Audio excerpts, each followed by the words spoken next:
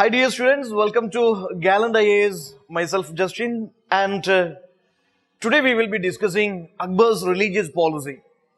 In fact, 2019 UPSC asked 5 to 6 questions from medieval India, so please don't ever underestimate medieval India. Anytime UPSC can change the pattern, and many years back they used to ask 1 or 2 questions from medieval India, but recently if you check the pattern, yes, there are good number of questions being asked from medieval India. And medieval India, its culture part is important for your mains examination also. For example, Bhakti Sufi movements or Vijayanagar, its contributions to culture, literature, architecture, Mughal school of painting, or the various literary works during Delhi Sultanate or Mughal rulers, etc. Or Shivaji's contributions to this art and culture. That way, culture part is very, very important. So when it comes to Din Ilahi, they may ask you questions like what were the central teachings of Din Ilahi, or maybe what all these difference between Ashoka's Dhamma and Akbar's Din Ilahi. Okay, this can be asked in mains, this can be asked in history optional also, or how this Din Ilahi it reflects to the secularism or secular stand of Akbar, or to what extent it was a national religion, to what extent it was an administrative tool. Okay, so all these you can, or maybe they can ask the question like why this is monument of folly. Some historians observed that Akbar's Din Ilahi was a monument of folly or monument of Akbar's folly. So different opinions, observations about Din Ilahi. Let's have a look into this Din Ilahi. So what I am saying is, from prelims and mains point of view plus optional point of view, this Din Ilahi, it's very important. So Akbar founded this Din Ilahi as a new religion. This was in 1582. That means that was in the 16th century AD.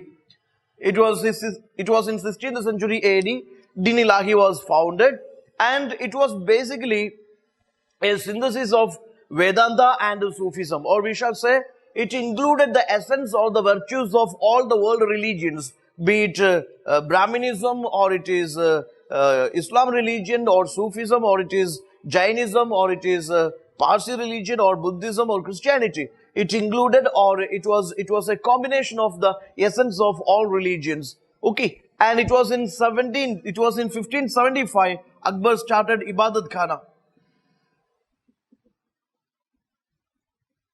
And Ibadat Khana, obviously that was at Fatehpur Sikri. They may ask you the location of these monumental structures or these heritage places.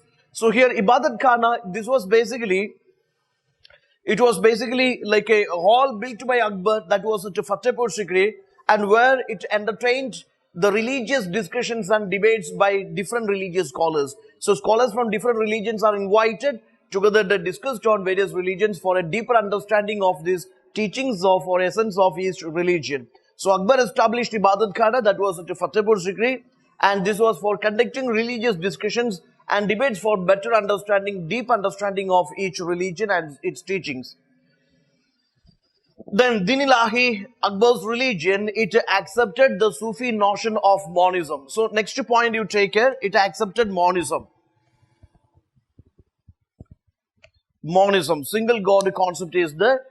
And obviously that monism was propagated by Shuddha Dvaita or Visishta Dvaita. When we study the philosophers of medieval times, we study different schools of philosophy also. Even Shuddha Dvaita, Visishta Dvaita, all such schools of philosophy also propagate monism. Then Din Ilahi, let me tell you, that is a combination of mysticism, nature worship and philosophy. So nature worship, for example, worship of sun and fire. Okay, so mysticism is there, nature worship is there, and obviously philosophy is there. It describes as a combination of moral principles of various religions. That's why, to some extent, it was an attempt to introduce a national religion.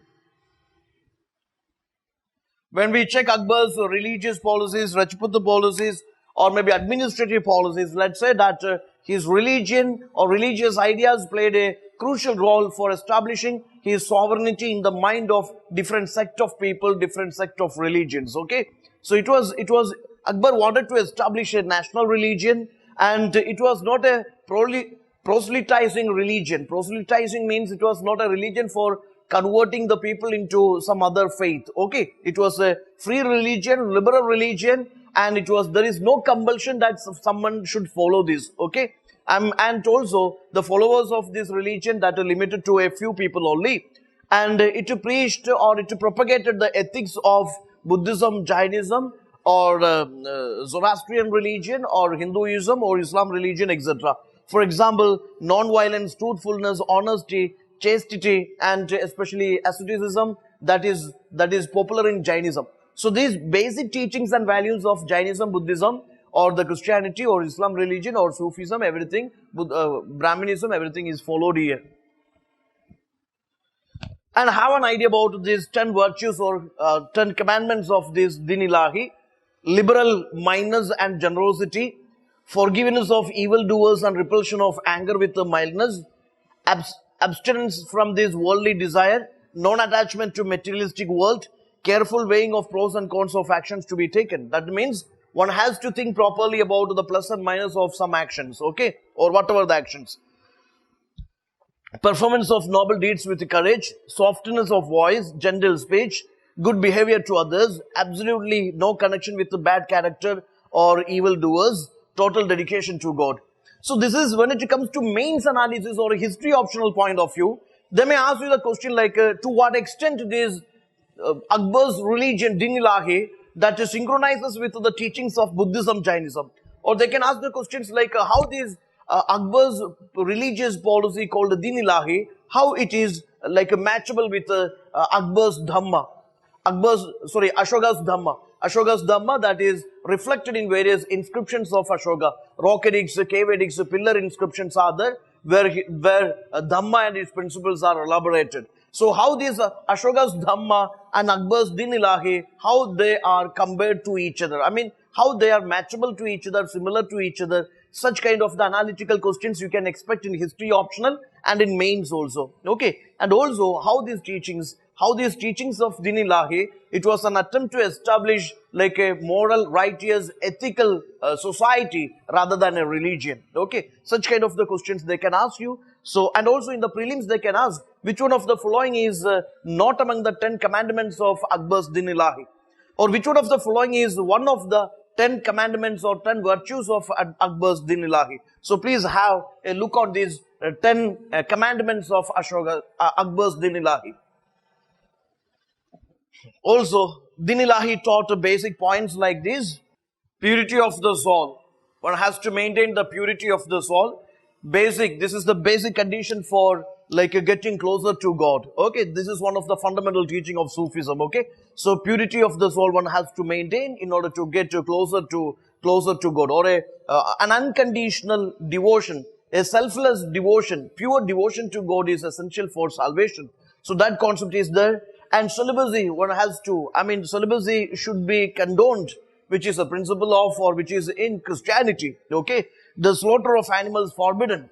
Animal slaughter is forbidden, which is one of the basic principle of this Jainism, Buddhism. Then see, like a worship of this sun and fire. Okay, natural, worship. So the sun and fire, its worship is popular in Zoroastrian religion. Then there is recitation of the 1,000 Sanskrit names of the sun, or maybe cows should not be killed. Such things are popular in Brahminism or Hinduism. So that way, let us say that this is a fine synthesis of these best essence or best teachings or virtues of the world religions. Okay, so that was Din-i-Ilahi.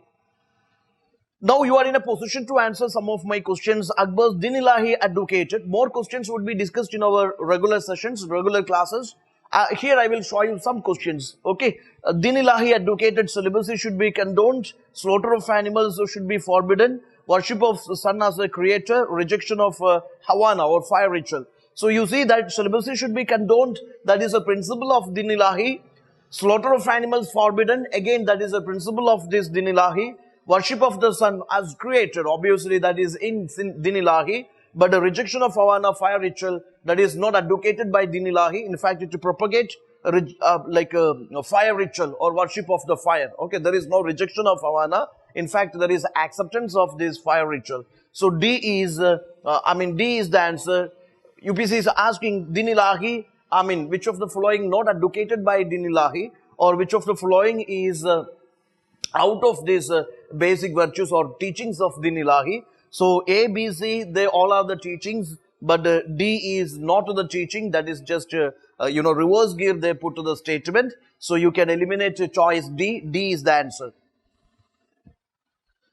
Din Ilahi was founded in 15th century, 14th, 15th, 16th, 17th centuries. We have seen 1582, that was in 16th century. That was in 16th century. So chronology of the rulers, that is also very important for you. Mughal rulers. Okay. Ibadat Khana. That means you should know what all the events happened during time of Babur, or what all the events happened during time of Humayun, what all events happened time of Akbar, what all events happened time of Jahangir, what all events happened time of Shah Jahan, what all the events happened during the time of Aurangzeb. So this order you should know. Ibadat Khana at Fatehpur Sikri it was a royal kharkhana, it was Humayun's prayer chamber, it was a hall where religious discussions were held during Akbar, it was a hall where animal cultural programs held during Akbar. So the perfect explanation is obviously Ibadat Khana at Fatehpur Sikri. It was a hall where religious discussions were held during Akbar. 10 virtues of Din Ilahi does not include liberal mindedness and generosity, abstinence from these worldly desires, total attachment to materialistic world, softness of the voice and gentle speech. So let's see that here, which is not it is not a virtue of Din Ilahi, definitely answer will be, yes, total attachment to materialistic world is not among the 10 commandments. Actually, this Din Ilahi says there should be non-attachment to materialistic world. So this is just a reversal statement, total attachment to materialistic world, that is out of the 10 commandments of this Din Ilahi. So C is your answer. And also, when it comes to your history optional answers, it would be always nice when it comes to analysis, or critical analysis, it is always nice to bring in that the historians' opinions like a pro or against a particular statement or a particular discussion. You have to balance both pro and against arguments or opinions or observations of historians. So what I am saying is, you try to bring in the historians' opinions in order to justify or in order to substantiate your argument. Okay. So here Badauni is the historian, and who says that Din Ilahi foundation was totally an un-Islamic act. Dr. Smith also says that it was a monument of Akbar's folly, not of his wisdom. Okay. Also Smith says it was a silly invention. Dr. Ishwari Prasad and his observation is it was a very rational system. It was rational, containing good points of all religions. Then R.S. Sharma's observation also like this. Din Ilahi was the crowning expression of Akbar's nationalism. So historians are of the multiple opinions, like some historians are in favor of Akbar's Din Ilahi. Some historians say that it was monument of his folly or it was a silly invention. Okay. So anyway, you always have an open-ended conclusion. Don't ever go for one stand or other. You always have, because different historians have different opinions. So in the history optional answers, you must have a balanced stand. Okay. So have a thorough revision of Din Ilahi, Akbar's religious policy. It is potential for your prelims, your mains and your mains optional also, history optional also. Thank you. Please do subscribe our channel for more exam oriented video sessions. Thank you.